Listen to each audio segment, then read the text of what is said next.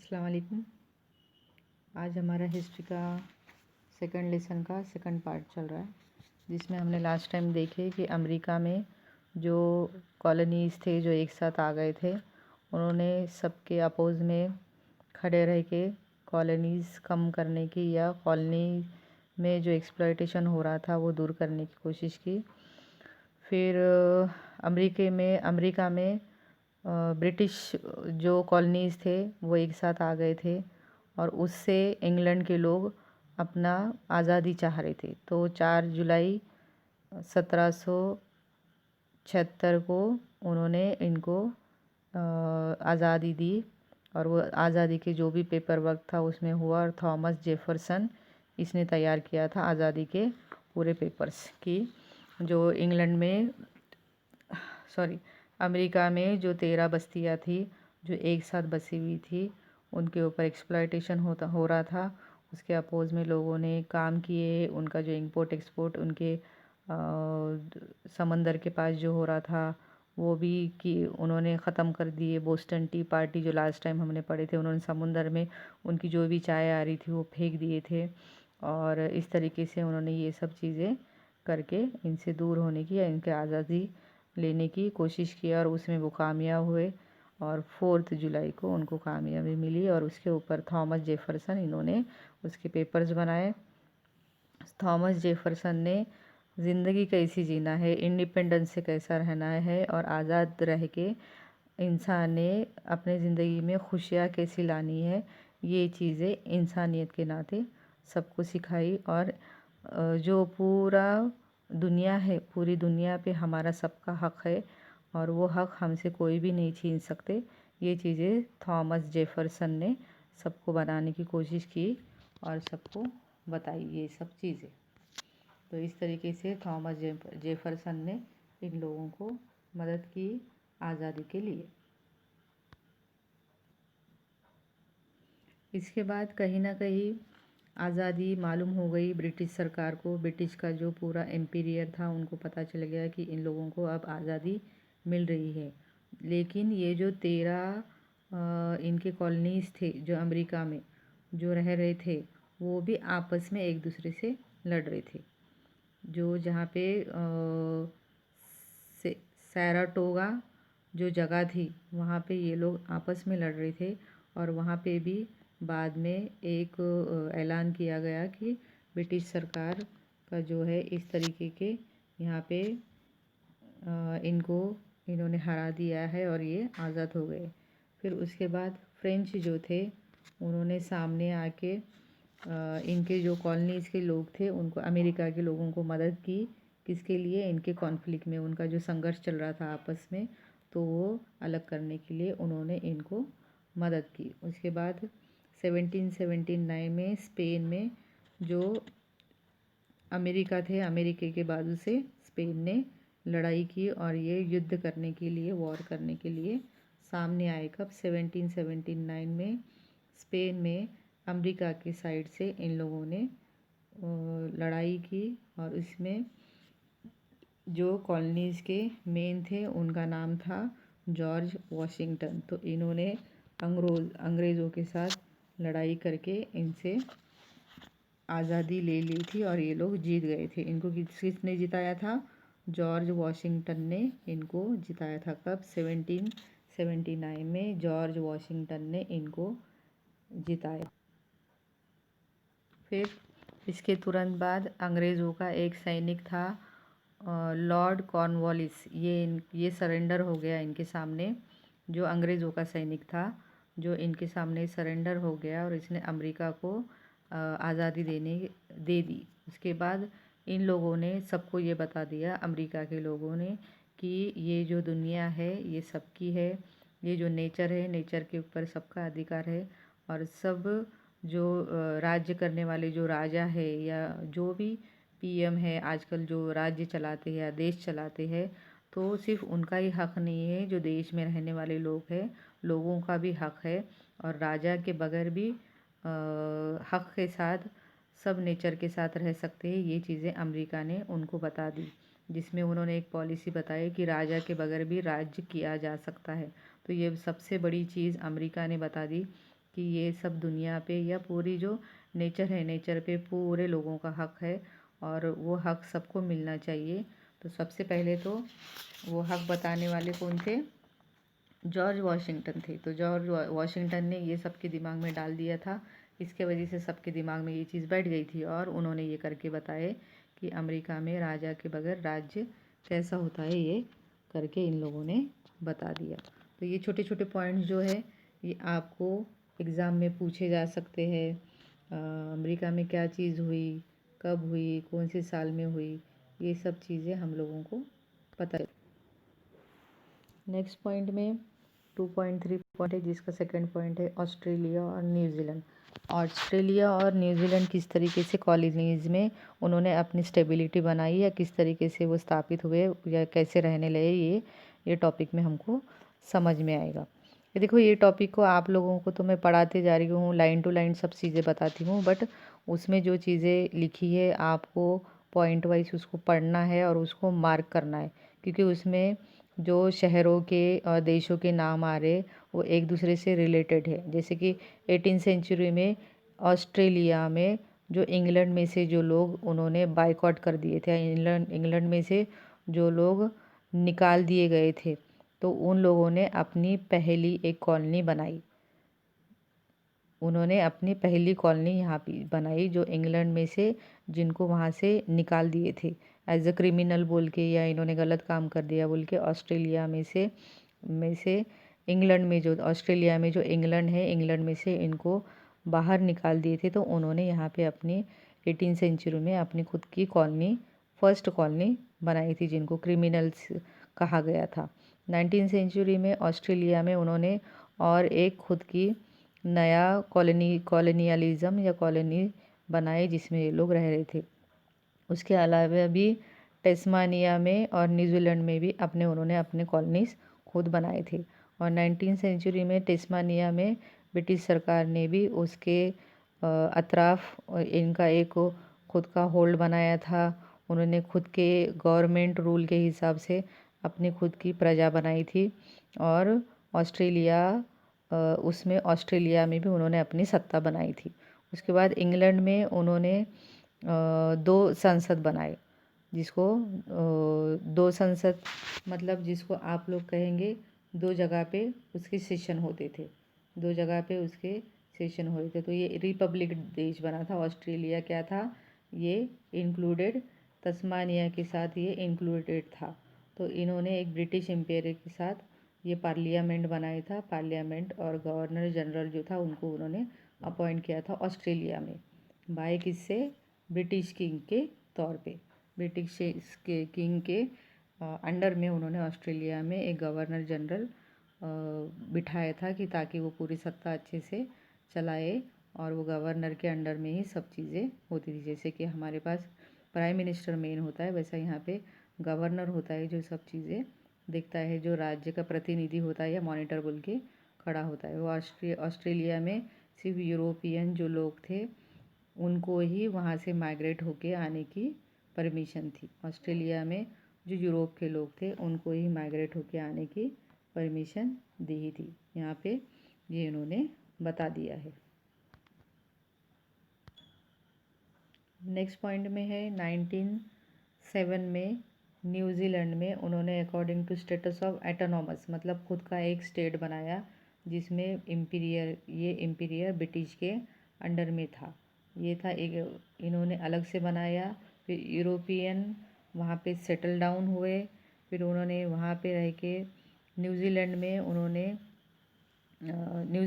उन्होंने अपनी खुद की रिपब्लिक, जो लोकशाही जिसको कहेंगे, उस हिसाब से अपनी कॉलोनीज बनाई, जिसमें सबको मतदान करने का हक था, जिसको सरकारी नौकरी थी, रेलवे में या फायर ब्रिगेड में, या जो बीमा कंपनी होती है उसमें, बीमा कौन सा, जहाँ पे एक्सीडेंट वाला बीमा जो बनता है वहाँ पे।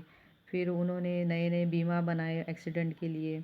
फिर पॉलिसीज़ जैसे हमारे पास होती है ना, बुड्ढों के लिए पेंशन वगैरह है, जो घर में जो ओल्ड लोग हैं उनके लिए पेंशन का उन्होंने इंतज़ाम किया। फिर जो लेबर थे वो लेबर को अगर उनके काम की जगह पे कुछ परेशानी होती है, उनका एक्सीडेंट होता है या वहाँ पे ऑन द स्पॉट वो मर जाते हैं, तो उसके बदले में उनको कंपनी की तरफ से कुछ बीमा या पैसा दिया जाता है। तो ये सब स्कीम यहाँ पे न्यूजीलैंड में शुरू की गई। मतलब 1907 में न्यूजीलैंड में जो लोगों ने ये देश बनाया, इसमें ये सारे पॉलिसीज़ उसमें डाउनलोड कर लिए। मतलब उनकी जो पॉलिसी थी 1907 की, तो ये पॉलिसीज़ 1907 में न्यूजीलैंड में कौन से पॉलिसीज़ बनाए गए, तो ये पॉलिसीज़ आपको सबको लिखना है, जिसमें है वोटिंग का हक है, फिर रेलवे में नौकरी है, या गवर्नमेंट जॉब है, रेलवे में है या फायर ब्रिगेड में है, इसमें वो काम करते टाइम अगर उनका एक्सीडेंट होता है तो उनके लिए बीमा बनाए। फिर जो सिटीज़न, जो एल्डर लोग हैं, सीनियर सिटीज़न हैं, उनको पेंशन का भी उन्होंने इंतज़ाम करवाया। फिर जो लेबर थे, अगर वो काम के टाइम पे वहाँ पे ज़ख्मी हो जाते या मर जाते थे, उसके बदले में उनको पैसा मिलेगा। तो ये सब चीज़ें न्यूजीलैंड में 19 सेंचुरी में बनाई गई, या ये चीज़ें वहाँ पे रूल में लाई गई। तो ये चीज़ों के बारे में अगर आपको पूछा जाता है तो आपको लिखना आना चाहिए। ठीक है। उसके बाद है आशिया के बारे में पढ़ेंगे, जहाँ पे आपको दिखेगा कि 2.3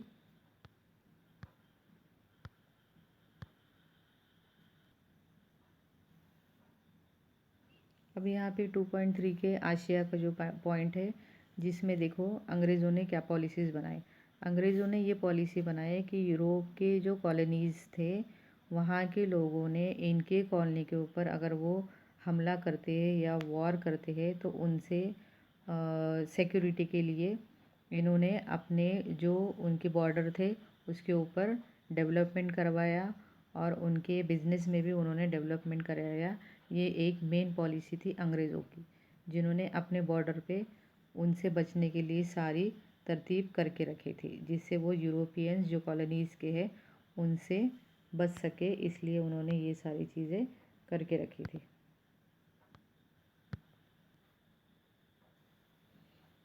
अब आशिया में कौन सी जगह है वो बताइए, जिसमें है म्यांमार है।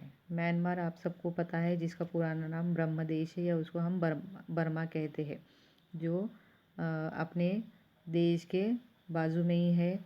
जहाँ पे आप लोग देखोगे कि म्यांमार ये इंडिया का नेबर है, जो नॉर्थ ईस्ट के बाउंड्री पे है, जिसको ब्रह्मदेश या बर्मा कहा जाता है। तो म्यांमार का पुराना नाम क्या है, ये आपको अगर क्वेश्चन आ जाए तो आपको उसमें लिखना आना चाहिए कि म्यांमार का पुराना नाम ब्रह्मदेश या बर्मा कहा जाता था।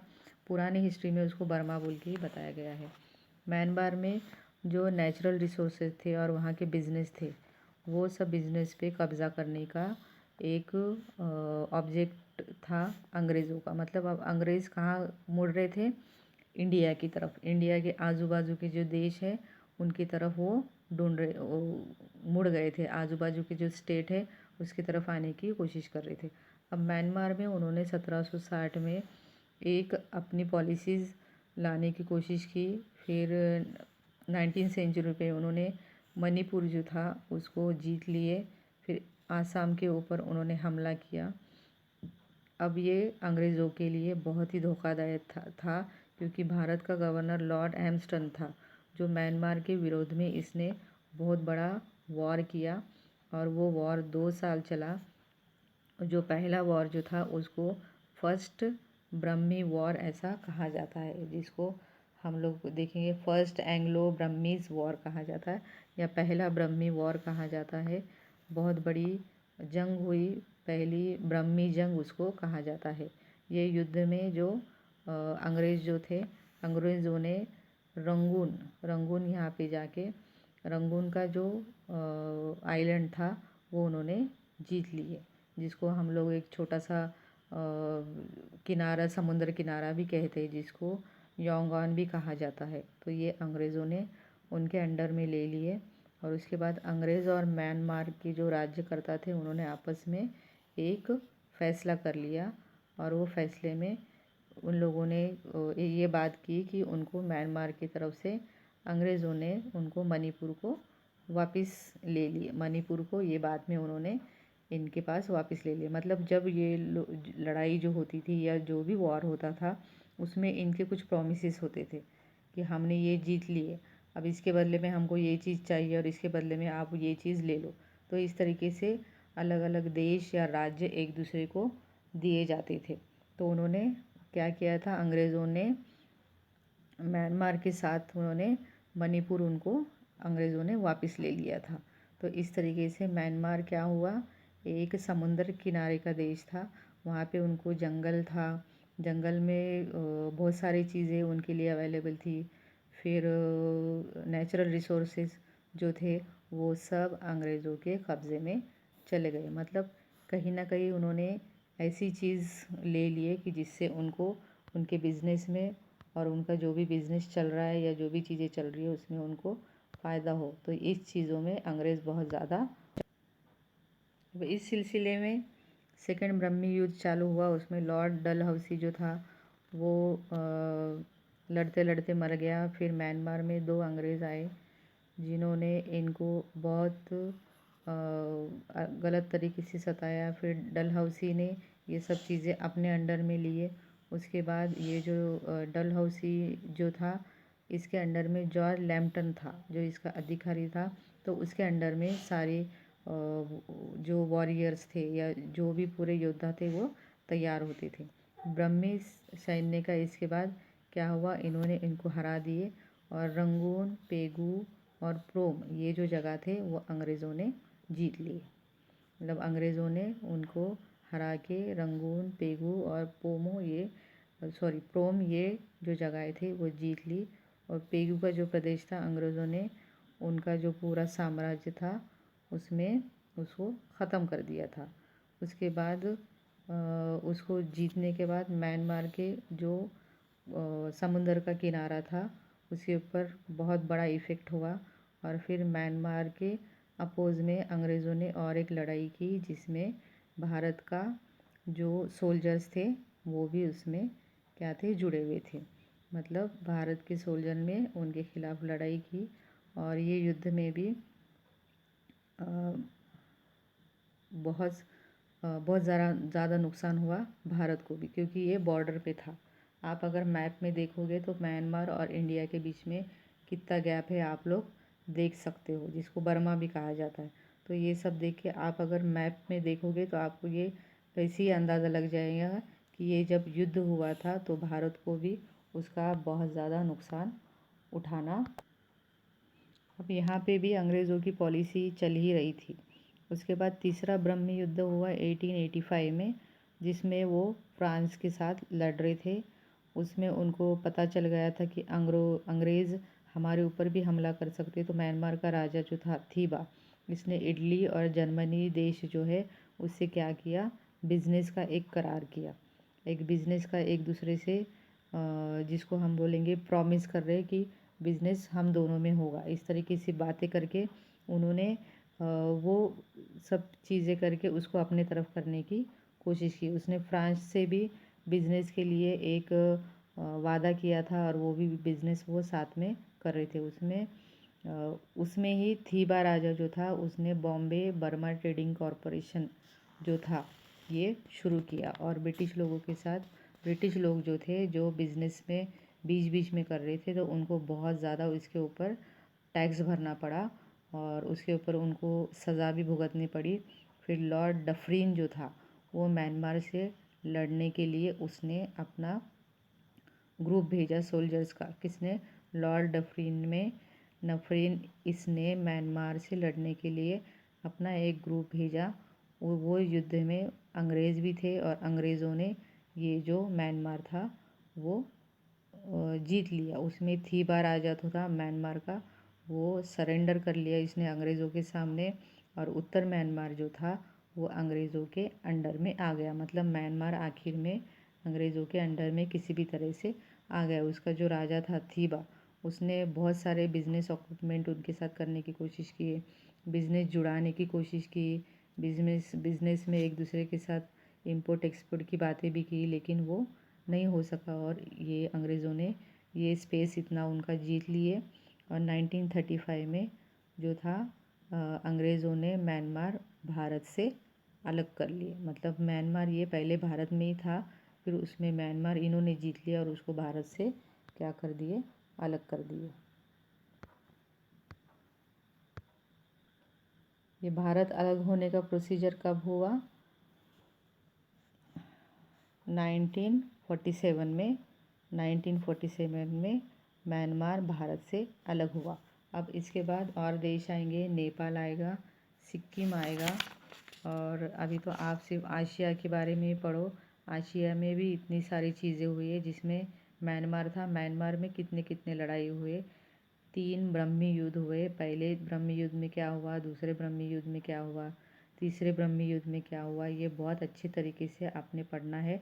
आपको बोल धीरे धीरे से और अच्छे अच्छे से एक एक लाइन वाइज मैंने पढ़ाई हूँ, वो आपको बुक में पढ़ना है और उस तरीके से उसको मार्किंग करके पॉइंट्स निकाल के पढ़ना है। आज तो हमने म्यांमार पढ़ लिए। अब नेक्स्ट लेक्चर में इंशाल्लाह हम लोग नेपाल के बारे में पढ़ेंगे, जिसमें नेपाल है, सिक्किम है, ठीक है, भूटान है और तिब्बत है। तो ये चीज़ें भारत में थी, भारत से कैसे अलग हुई, किस तरीके से इनका इतिहास हुआ, ये सब हम नेक्स्ट लेक्चर में देखेंगे इंशाल्लाह। ठीक है, तो ये सब चीज़ें आप बुक में पढ़ लो और उसको मार्किंग करो।